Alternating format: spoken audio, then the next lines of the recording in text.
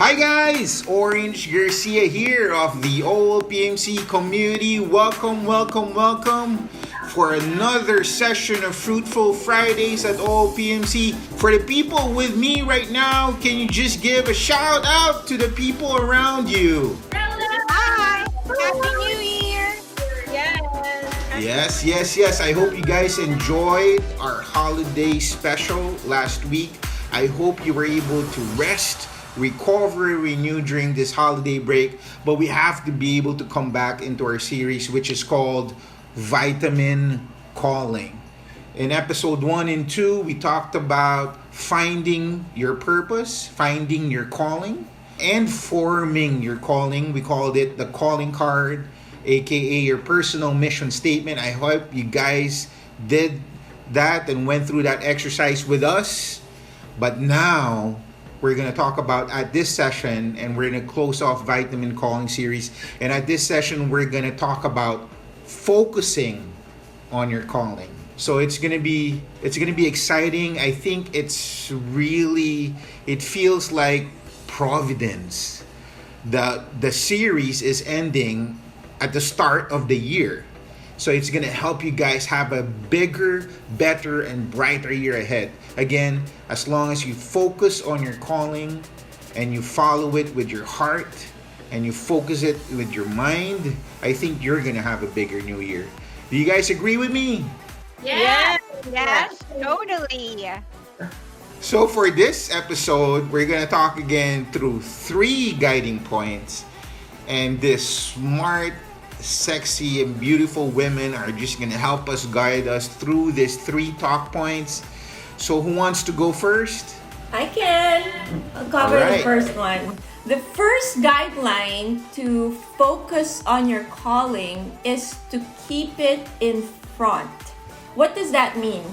To keep your calling in front at all times means living it. Our life now is an embodiment of our calling. You think, feel, and move with it. It permeates and represents every area of your life now. And based on my experience, I think it's one of the toughest ones is to remain focused and to keep it in front of you at all times. One of my favorite life teachers, Brendan Burchard, he's a life coach.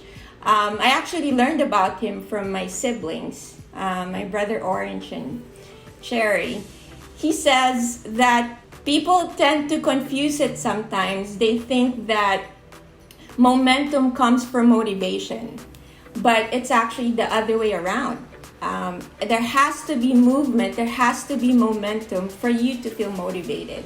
And when you're motivated, you want to focus, right? You want to focus. But there are days where it's so hard, like you're not feeling motivated. And one of the things that I find based on my own experience is that you just do one little thing, one thing, just take that one step. So for me, what could that be? There are times in the morning when I don't feel like exercising, right? And as a health coach, I need to stay focused on my mission. I need to keep it in front. I need to live it, right? And one of the things that I try to promise myself is that I keep moving in the morning. But oh my God, there are days where I just don't feel like it. So what do? If I don't feel like doing a heavy workout in the morning, I could do just a 10-minute stretch or a 15-minute stretch. So it's not as hard, it's not as daunting, but once I decide to do that or take that little step, after that 10 minutes, momentum is right there and motivation is again right there. So I think, when it helps us focus more, it helps us keep our calling more in front of us if we stay motivated. But it's not easy all the time. And the secret to that is if you want to stay motivated, you got to build momentum first, even on the hard days. And I think for me, that really is my experience. I like what you said because with this first guideline, it's very telling of what a Montessori educator is. as a Montessori teacher, you're supposed to be able to live and breathe her teaching principles. It'll be impossible to be able to teach it without using it as part of your daily life, because everything that you do in the Montessori way is the proper way. It's simple, like cutting a piece of paper through a straight line, or pouring your juice or milk or whatever. And so sometimes I meet adults and I see them cut paper and it's like all crooked, and I would be always asking them in a joking way, who is your kindergarten teacher? Who taught you how to cut that way? So, it becomes the foundation of whatever you've learned, and you bring it up, all the way to your daily chores right now as an adult. So whatever you've learned in real life really is what you're going to apply later on, which is what we're all doing, as educators or as people in a community that want to influence. So yes, in the first principle, it's supposed to permeate and represent every area of your life. So I guess I'm going next, right? So the second point, in order for you to focus on your calling, is to keep moving upward and forward. Living your calling does not guarantee a worry-free or hassle-free life. As we hold ourselves to a higher standard, we will surely make mistakes along our journey. But the only number that we must count is not the number of times that we fall, but the number of times that we get back up and how we get back on track. So that's very important. When you just think about the year 2020, a lot of people went through so many challenges, all the way from the government down to all of, every person, every citizen went through so much. But a lot of people were able to surpass their challenges. And that's how we're going to be able to keep focusing on our calling.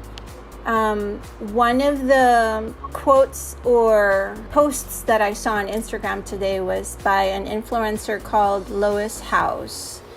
And he talked about also focusing on your calling. Yeah. He's very positive all the time, and he's the developer of the School of Greatness. So it's all about, keeping up with how great you are, or your greatness, really, in your life.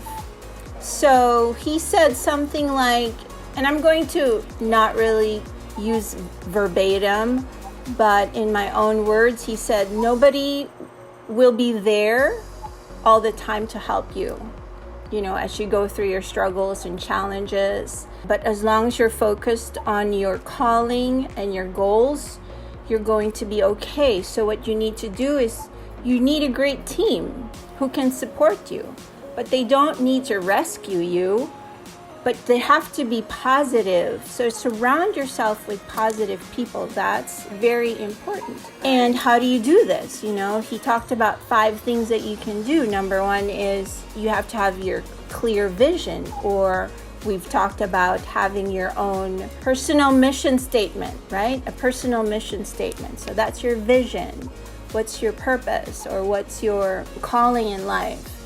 Number 2 is we've talked about turning our burdens into blessings, or being able to rise up to the occasion whenever a challenge comes up. Number 3 is having a growth mindset, that even though, you're way down in on the tracks, or you're having such a difficult time, everything difficult right now will also pass. And so you just keep on trucking.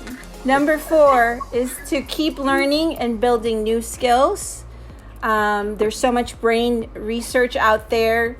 Once you start even learning how to play a guitar or playing a musical instrument, there's neurons in your brain that start to connect, and the synapses builds and becomes a better you, a better version of you. Because I wanna share, guys. I'm somebody gave me this, a Chinese abacus, when I was doing my trips before, and I'm trying to learn it. Nice, yeah. So that's a new skill that you can incorporate in your life right now. And then the last one is to continue to be of service to others, and then keeping in mind your purpose. So that's what I think our number 2 is, Again, we want to keep moving upward and forward. I remember when it's like that's like an Instagram. No, what do you call that? TikTok. Upward and forward. I have a question. Yeah. Okay, so for those that are listening and they're probably stuck, what would you say to them so that they can really move forward and upward? I mean, of course, this message that we're trying to share with everybody is pretty general, right?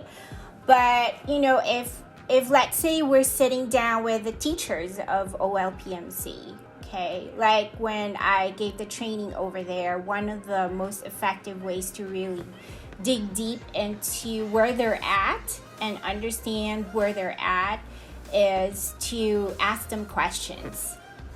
Okay, so because that's the only way to find out where someone is at, and it won't really do them any good if we're just telling them what to do, but then maybe they're coming from a different angle, and we're not hitting the spot for them. But anyways, with that being said, let me talk about the final step. After moving forward and upward, the only way to go and keep going is to keep forging ahead. It's the only way to go. And I believe that in my life. I practice that. My siblings know that. You just gotta keep moving on and hit it head on. Because, you can think of it like a fork in your life, and it always boils down to a decision. Every day we make decisions like what to wear, what road do I take, whatever. And we're really good at that. Sometimes we underestimate that, our decision-making skills, but we're really good at it, especially when we're talking about focus. We know where we're heading. We just got to keep hitting it head on and keep that calling present in our mind and in our heart. So one of the things I want to highlight is when we are living out our calling, it will lead us out of our comfort zone and towards our courage zone. I like that, courage zone, because we're so used to hearing you're out of your comfort zone. I'm scared of going, out of my comfort zone. So courage zone, it's a sweet spot for me because anywhere you go, sometimes we're just afraid because we think we're by ourselves. But if you just look back into your lives, to every place or situation or challenge you're going through, there's always that someone that God is presenting to you to walk alongside of you, whether it's a mentor or a teacher or your workplace, someone in your family or a best friend, whatever, right? So there's always that someone that will hold your hand to take you to your courage zone, and that's always a blessing. Another word is, we have to stay inspired because we're going to take a leap of faith, and spiritually, we need that. We cannot do anything without our spirituality, without being... My dad mentioned this the last episode about staying connected, and that's very, very important. And we have to listen within, and that's just the clearest way to be guided and to stay inspired, right? And also, we will need courage to always do the right things no matter what the cost. That's huge. No matter what the cost, because, this brought me to John Maxwell's book, Take Your Dreams to the Test. Yes, so he had a lot of pointers there. When you have a dream, whether it's a simple vacation or a new career that you want to do, there's always a cost to everything. There's nothing free, okay? There's always a cost, whether it's a business you're starting, and you have to always put that into consideration. But as long as you know that you are going the right direction and you're doing the right things, you're going to make a difference in someone's life, and for me, as long as I'm going to live a meaningful life, then I'm all good with that. And the cost, for me, I always believe that resources show up when the time is perfect. God's timing is always perfect. When you're really meant to be doing something or at a place and you are doing the right thing, the resources just show up. Abundance is there. So that is a life of calling. It's very strong. You have to be very clear at what's really calling you to do something in life. Some people think they don't have a purpose in life. You do. Okay, you do. Everybody does. You don't have to have a title or do anything special, but yeah. So keep forging ahead, because that's the only way to do it. Go hit it head on, because one good reason to do it is it's the only way to find out whether you are doing the right thing or not. But then keep in mind, everything costs consequences. So that's it. I like what you and Ati Peach said. I think Ati Peach mentioned about support. I feel that, whenever I'm surrounded by the community in OLPMC, especially the focused leaders, I spend quality time with them every week. It's all about, and I make sure that we talk about, the challenges and the problems that we have. It's because it's that, for you to be able to move upward and forward is really knowing that someone is there, to support you. I remember my kids, I felt like a really bad mom before, because one of my beliefs when they were young was whenever they would crash on the floor or fall down or whatever, I don't rush there and run to help them. I tell them, it's okay, you can stand back up, you can do it. It hurts, but it's okay. Of course, unless there's a broken bone, right? But if they just fall down, right? If they just fall down, it's with all my 3 kids, I did that. I did not rush there and panicked and help them. I said, you can do this. You could stand back up and just, and brush it off. I think you hit it on the head, Ati Peach, when you said support. And one of the comfort zones that Ati Cherry was talking about too was, and Kuya Orange always said this before, that you don't have to always be the smartest person in the room, right? So one of the you have to be courageous also to accept that there's so much that other people can bring in the table. So whenever I'm surrounded with our leaders in the OLPMC community, I honor them, even if we don't agree, even if we debate on some things. I just honor them for different point of views. And I think that's one of the things that really helps us focus on our mission in the OLPMC community.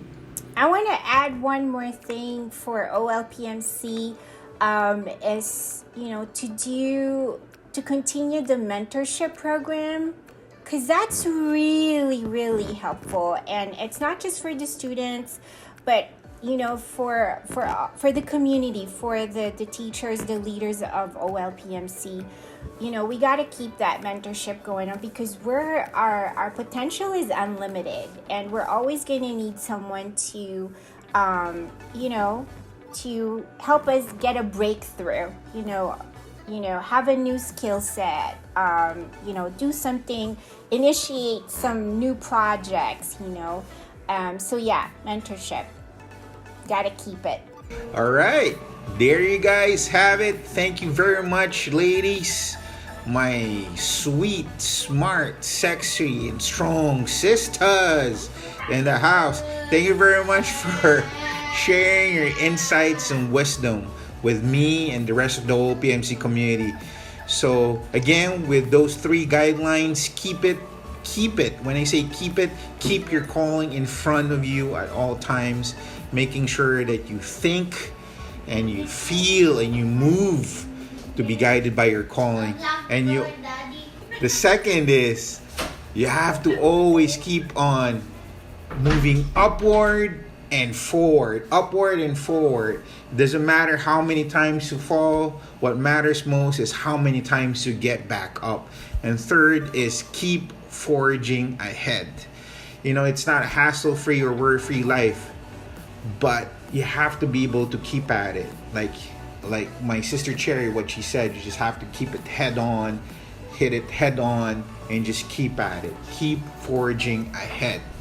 So with that being said, this is, the Fruitful Fridays at OLPMC all started and with an idea, and we wanted to launch it at the right time. We celebrated our 41st foundation year last December. So this year, it's not only a new calendar year, it's a new foundational year for the OLPMC community. And the theme for this year, our banner call, we're talking about calling. Our banner call for this year is Forging New Ground at 41. So I want you guys to be able to keep that in mind when you move forward through the rest of the year. I pray that you find your calling, that you formulate it, that you form it, that so you could keep it at your hearts and you could share it to the world, and you keep on focusing on it and making sure that you have a better, bigger, and brighter year ahead of you. So Happy New Year again, guys, to 2021. See you guys next week for our next series, for next Friday, Fruitful Fridays at OLPMC. Bye, guys. Bye. Bye. Bye.